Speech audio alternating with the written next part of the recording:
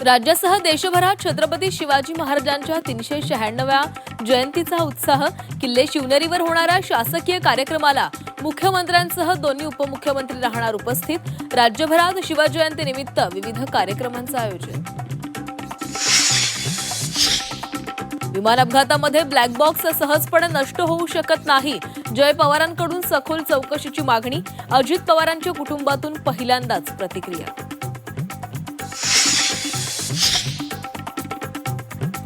सलग तिसऱ्या पत्रकार परिषदेमध्ये रोहित पवारांकडून अजित पवारांच्या अपघाताबद्दल सवाल उपस्थित। कंपनीच्या मालकासह विमानाच्या दर्जावर बोट। रोहित पवारांनी तपास यंत्रणांना पुरावे द्यावेत, भाजपचं आव्हान।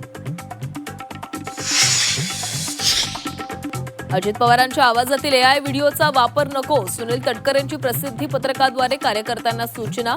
एआय व्हिडिओ टाकल्यास कायदेशीर कारवाईचाही इशारा।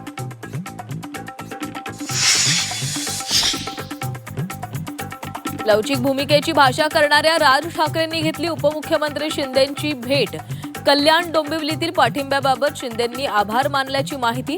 भेटीचं नेमकं कारण गुलदस्त्यात।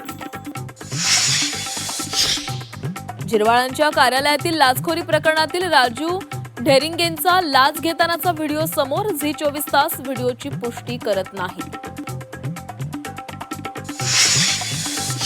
पवार आजोबा आणि नातू एकाच वेळी राज्यसभेवर जाण्याची शक्यता। मवियाकडून शरद पवारांची फेरनिवड जवळपास निश्चित, तर राष्ट्रवादीतून पार्थ पवारांच्या नावावर शिक्कामोर्तब झाल्याची माहिती। मालेगाव महापालिकेच्या महासभेमध्ये गदारोळ। टिपू सुलतान फोटो वादाचे पडसाद।